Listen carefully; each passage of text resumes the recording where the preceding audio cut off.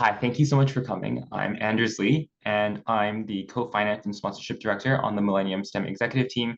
And this is Sophie, the Co-Chair of Millennium STEM BC. I'd just like to ask you a few questions about yourself to STEM. To start off, could you please tell me a little bit about yourself? Well, it's nice to meet you both. So my name is Maaike. I'm uh, one of four daughters. So I grew up in an all-girls home in British Columbia for the most part. We did move around a lot growing up, but yeah, basically Vancouver, Richmond, and also on Vancouver Island. Growing up, my dad was a prof in economics, so I was very familiar being at a university. On the weekends, we would go to the campus, go for coffee, go to bookstores. So it was a very familiar place for me to be a university. I'm also married. I got married between my two graduate degrees.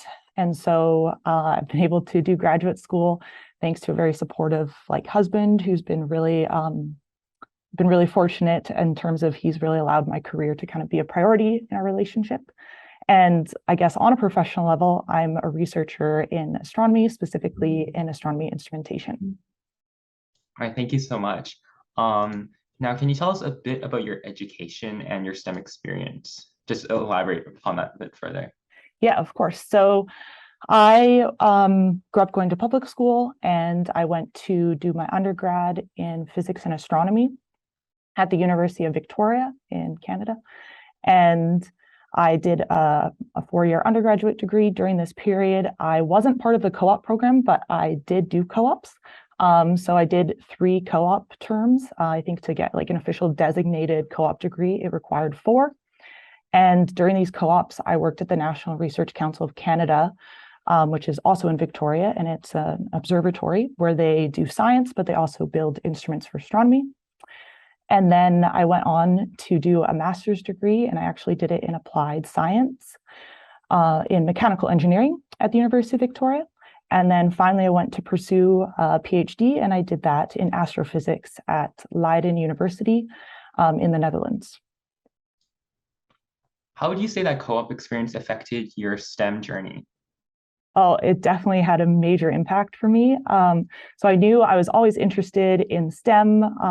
I was always interested in tech and science, biology, chemistry, physics. I loved math.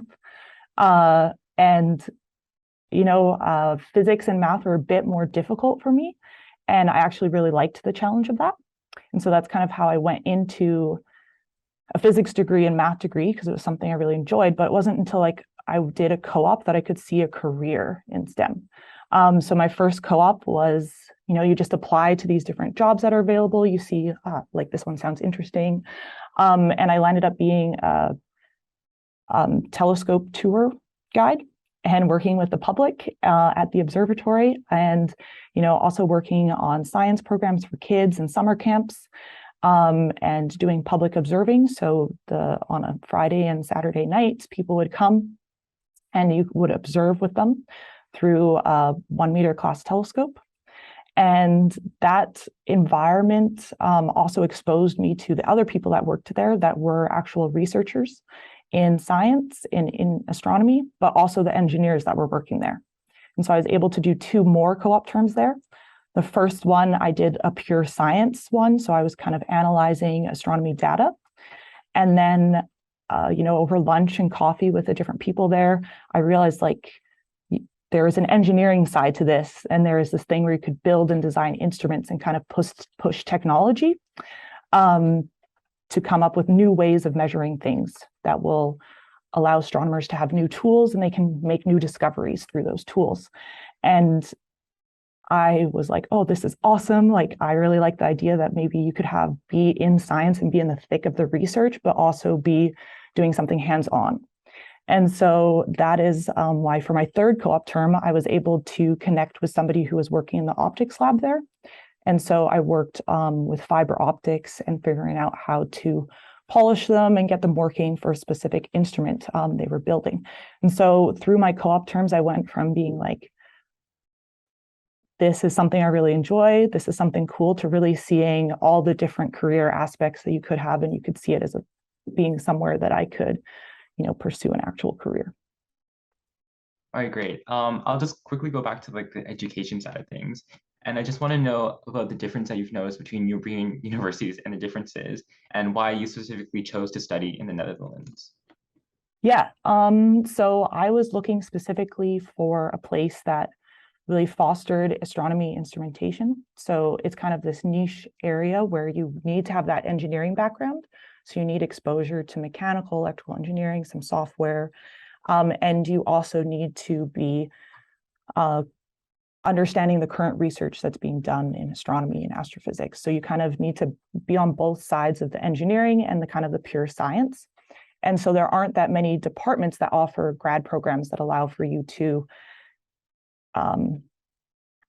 have the experience and the exposure to both of these things and kind of cultivate that in you. And so I always knew that Leiden University had a specific group that did this. And so kind of wanted to be there and to be part of that. And I guess also I am Dutch as well, so I'm Dutch Canadian. And so it made it much more, it made it less scary, the concept of moving to Europe into another country to pursue a degree. It's very different there. So the first thing is, as a grad student or as a PhD student, you have to come in with a master's degree. You can't get into their PhD program without a master's. Versus in Canada, for example, you might enter into a graduate program and you start off in your master's, and it's very common to do a transfer. So you kind of continue on with the same group that you're working with, the same project, and it transfers and becomes your PhD project. But there they want that 2 distinct degrees. And you're also a government employee there. So all PhDs in STEM are paid the same salary no matter what university you go to. You get benefits. And so it's very transparent from that point of view. And then the other side of it is, I guess, specifically Dutch society. It's less hierarchical. So very much you're viewed as a collaborator that, at the beginning, you're maybe somebody who's more in training and your supervisor is definitely more guiding you. But then eventually, they really take it to be that by like your second and third year, you're driving your research and you're more a collaborator or co-creator with your supervisor towards the end project or research that you have. And so it really allows for you to take on responsibility sooner. And they really helped me grow in that aspect. And I think from just having friends kind of in the Canadian system, it was more hierarchical where they were always kind of below their principal investigator, their supervisor. But that really depends, I think, personally on the individual and the group in the university. So, yeah. All right, thank you so much for telling us that, Maaike. One thing that we also want to expand upon was encouraging youth to participate in STEM.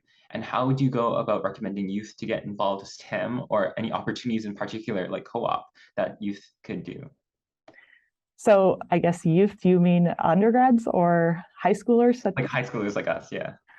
Okay, high schoolers. This is a very challenging question, but I think like taking from the point of view of astronomy, there are, like, if this is something that interests you, there's the Royal Astronomical Society. So there's usually different societies or different clubs that will participate in different aspects of STEM.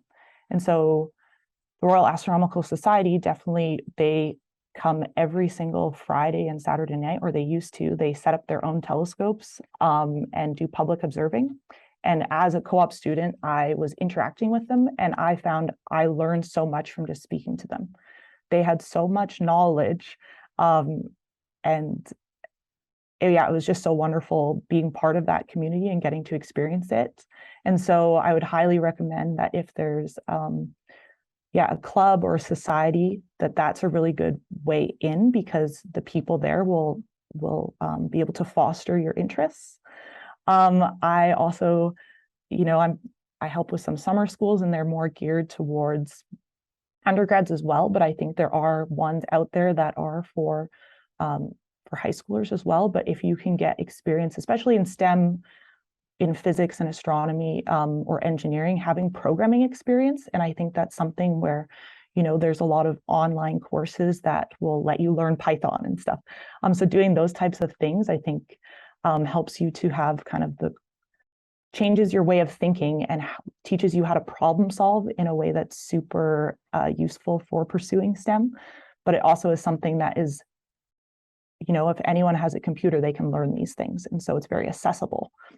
I guess another thing is there are now programs out there that do citizen science. And so I think this was an astronomy thing where, we had so much data that we couldn't all look at it. So we actually asked volunteers to look at it. And so I think like Galaxy Zoo is something. And I think other fields like biology and chemistry have now taken on this model where you can be involved from it anywhere around the world, no matter what your age, you can be participating in it. And some of these things have even led to members of the public being on papers and stuff because they've discovered really cool things and they've connected with scientists in that way. So I think, with the internet and social media, there's lots of ways to connect. And if anyone's interested in connecting with astronomy, they can reach out to me, I guess, and I'll help them. Okay, thank you so much. You mentioned that part about being really accessible and open to anyone around the world. So how do you think intersectionality plays into STEM? Oh, I think it's okay. For myself, I think we need to definitely continue to make room in STEM for everyone to bring their full identities into STEM. I think that's super important. And I think it really allows for us to have more fun doing STEM, but also to come up with creative solutions as people come from different backgrounds and different points of view, and they interpret data differently and they see solutions differently. So I think STEM is going to be a better environment when we have more people and we have more diversity and everyone feels comfortable and welcome in these situations. Yeah. Does that answer your question fully? Yeah, thank you so much. Yeah. Also, just going back to your career now, what do you think is the most groundbreaking discovery that you've made, that either scientifically or about yourself, and why? So I think the most groundbreaking is about myself. I'm too early on in my career to have had necessarily impactful, groundbreaking thing for my field.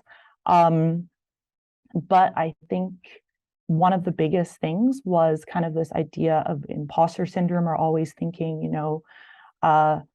the ideas that I have being young or relatively new in a field that, someone's had this idea before, or, this question isn't a good question, or these different things, and you feel really unsure and you feel like you maybe don't belong. I think just taking part in different committees that I have to be on and all these different things that are part of my job, I've really had this opportunity to see my own questions and thoughts be validated. So when for example, I play part in time allocation committees.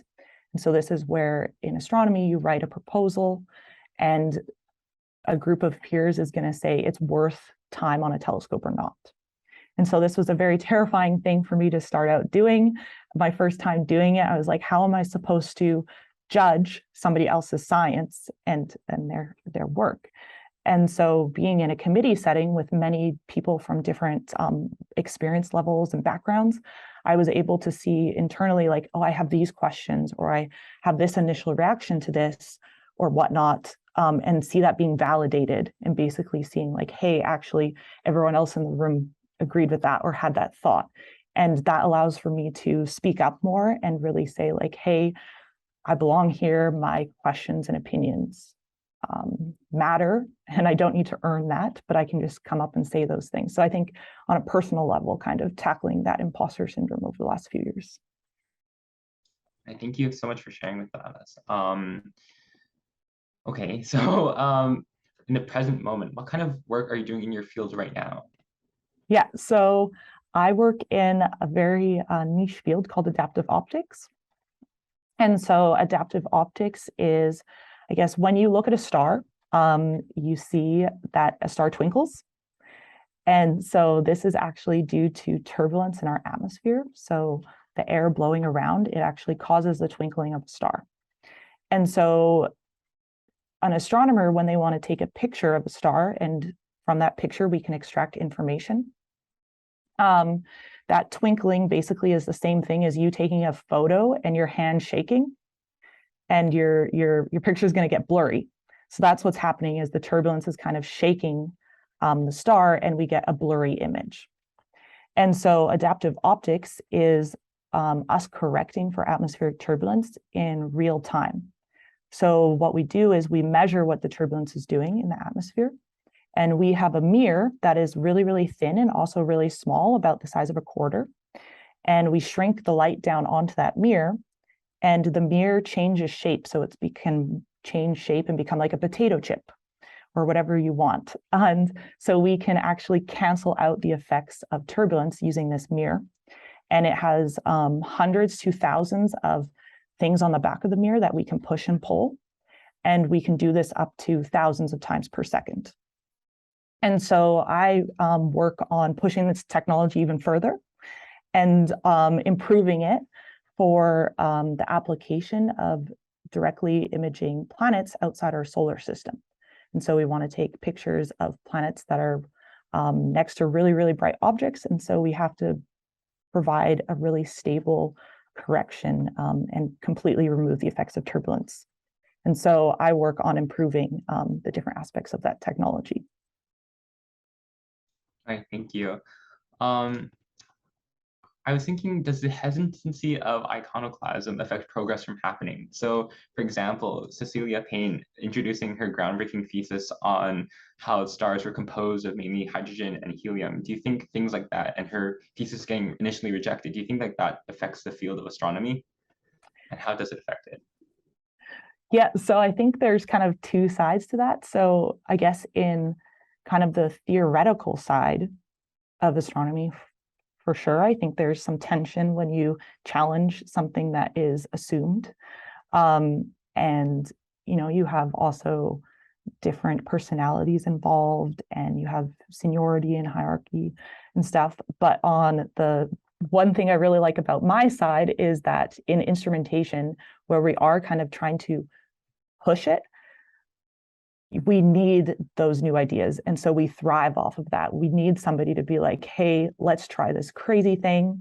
And so we all get very excited about that. And so I'd like to think as a community, the astronomy instrumentation, specifically the adaptive optics community, is very open to these rocking the boat kind of ideas. And we really like that. And that's how we recognize that's how we're going to push technology and push the direction and get instruments that allow the scientists to do even like crazier, better science. And so, yeah, I think in instrumentation, it's slightly less of a problem. What is the biggest challenge that you've experienced in your career or your life so far?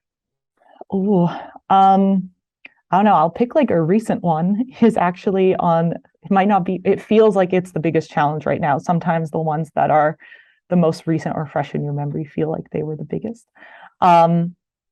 So on Sunday and Monday, actually, I was commissioning. So that means installing and testing and getting the first time light passes through a new camera on a telescope that's about a 2-hour drive from here. And, you know, I thought we had thought about everything.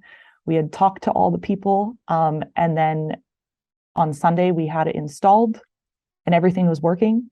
And we went for dinner. And then we came back from dinner, and things weren't working the way we thought it was. And it was actually a network, so a communication, how we were talking to the computers and whatnot.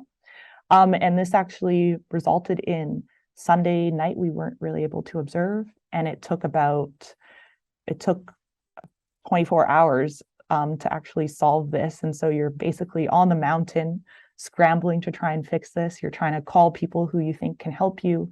But you're also alone in terms of like, in the end, you have to figure out how to get it to work. And so despite, you know, spending 3 hours on Zoom the next day with different IT experts and software engineers to help me troubleshoot this, they weren't able to help me. And it wasn't until kind of breaking again for lunch and, you know, spending a few more hours working on it that we had the undergrad that I was working with, you know, we were like about to give up.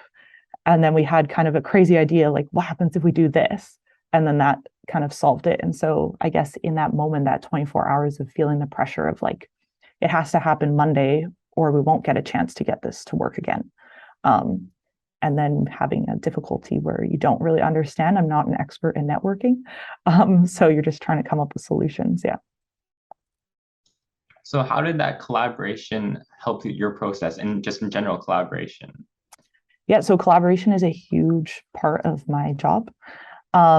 So everything I do is in collaboration. I get to collaborate with all types of engineers and scientists. So, on a weekly basis, interacting with mechanical, electrical, software engineers a lot, and then also collaborating with grad students and undergrad students. So this past summer, I was mentoring, or the last 2 summers, been mentoring an undergrad or college transfer student. And, it really teaches me how to break down tasks. Sometimes, you get used to your own how to work, but you have to be able to explain what you need done to other people. And you have to be able to break it down into smaller components and milestones.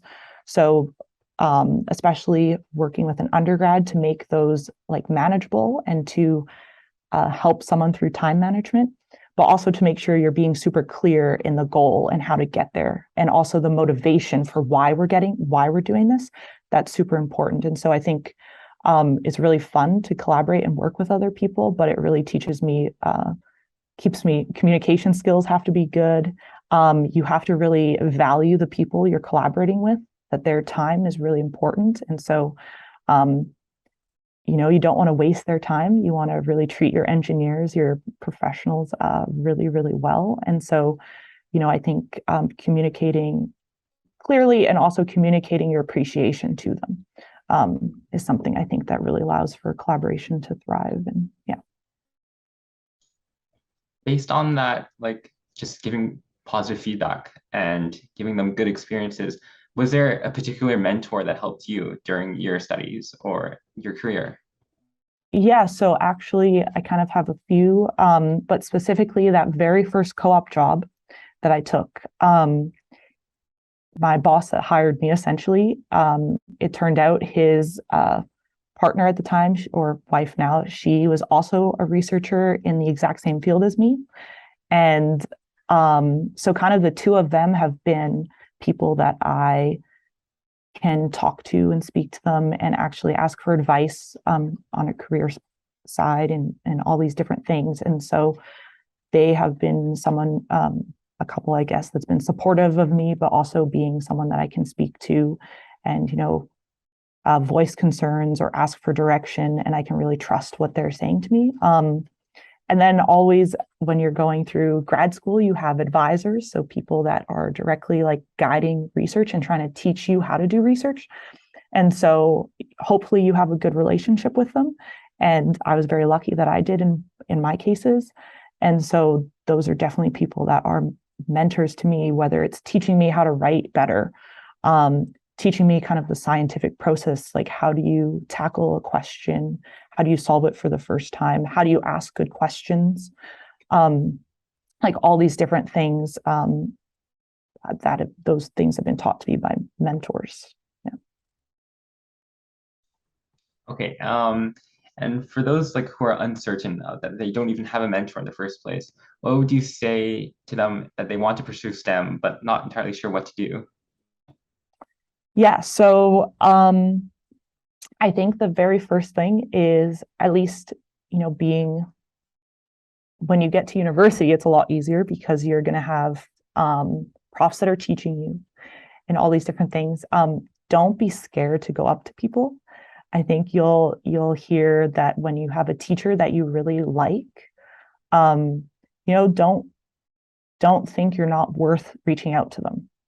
If you think you're like, oh, this person, I really like how they explain things, but I also maybe you hear about their research or you're interested in those types of things. They might have office hours, so office hours are opportunities where if you're in someone's class, you'll be able to go meet with them. They're kind of like open door policy where you can come and ask questions.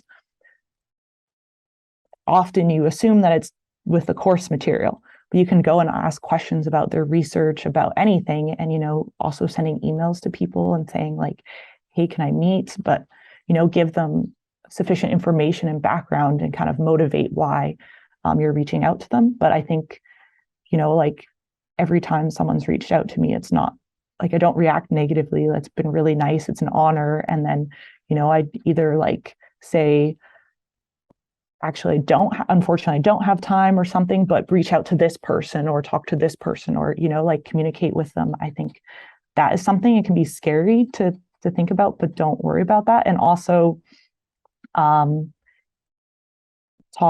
find clubs at universities or maybe at your current high schools. And also your own teachers at high school, like they went and did degrees somewhere. And so they have a lot of knowledge and connections as well.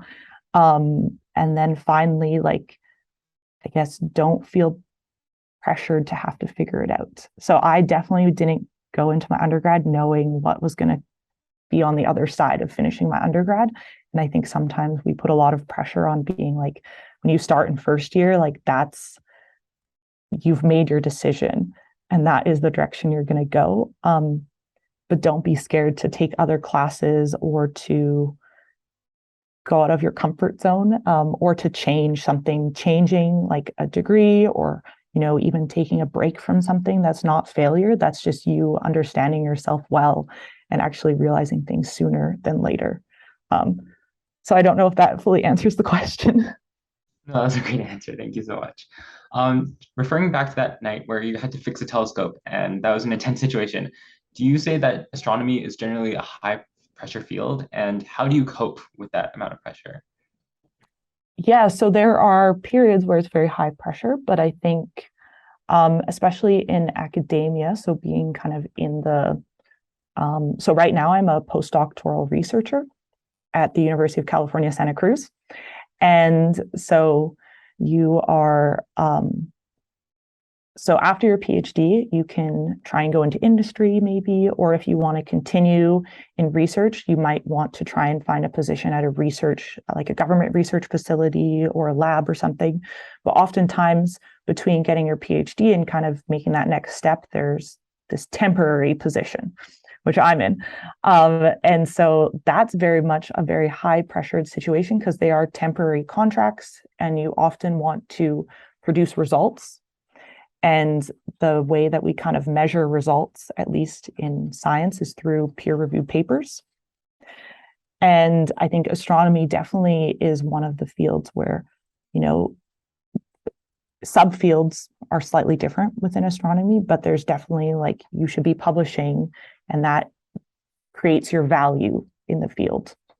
And in instrumentation, it's very hard to publish because you're not necessarily you're building something. And that's not always a paper that's novel, right? And so it's really hard to balance that. So from that point of view of just your value or your worth is sometimes measured in these peer-reviewed papers, that can be a very stressful thing. And then, when you have deadlines, when you're putting something on a telescope, that's also a lot of stress because you will have certain number of nights, right? You get this amount of time with the telescope, and if you don't finish it in that time, it's over. But otherwise, like on a day-to-day basis, I know my goals for what I want to do for the day, all these different things. It's much slower and much less pressure because I'm creating my own schedule. I'm putting on my own pressure. So it's very self-driven from that point of view. All of the projects and stuff and how quickly I move through them.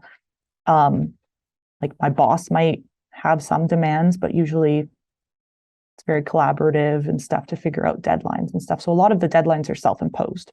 But of course, you just want to have good performance. And so quicker you can do things, the more things you can do. And then the more papers you can write, so the better you can appear on paper, kind of in a weird way.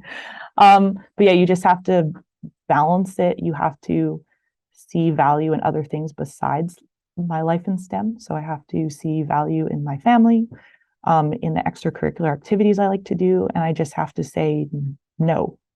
You have to just say, actually, I want to have a life outside of my job and say, 9 to 5, and then maybe like on the Sunday and the Monday, that was like an extreme circumstance where I was trying to install something. So I work more hours and then I take break later on this week and kind of balance it out and try and keep a work-life balance.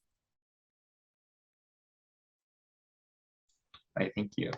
And what do you think inspires you or excites you about the field of astronomy? Oh, I has just like understanding what's happening up there.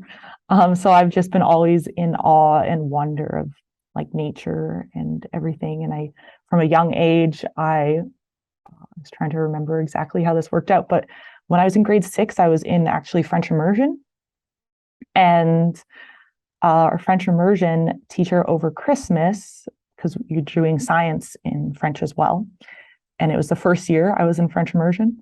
And he just said, like, okay, when we come back from Christmas break, everyone is going to teach the class, like take turns teaching the class on a topic that they chose. So you get to prepare like a lecture. And I think at that time, there was kind of like words in the news about nuclear fusion and how that's the future. And I discovered that the sun was doing nuclear fission. And I was like, this is the coolest thing ever. So I went and did my project on the life cycle of stars. And I think like just the amazement and the wonder that I had of what was happening inside of stars and, like how many stars there are up there. So that really drives, like the beauty of it all really drives it for me. I was wondering if light pollution and other like issues from things like climate change and large amounts of population kind of affect your work or sort of impede it in any way. Yeah, those are really good questions. So light pollution is a huge deal in astronomy. For example, some of the smaller telescopes that maybe you've seen, depending on where you've traveled to. So I think the telescope I was working on is just outside of San Jose, the Bay Area or Silicon Valley. And so that one has definitely, we see light pollution, and that basically limits how faint we can go. So how faint of a star we can look at. Some observatories have basically been gone from being something that is used for science to not being used for science because of light pollution. So we really like dark skies. It's really important for astronomy. And then kind of climate change, that's something we're trying to understand a bit more. So one of my interests is not only like how do we correct for turbulence, but how do we describe turbulence for astronomy? And how do we know what's happening in our atmosphere? And so I've kind of been trying to look at like, can we see a trend in the amount of turbulence in our air?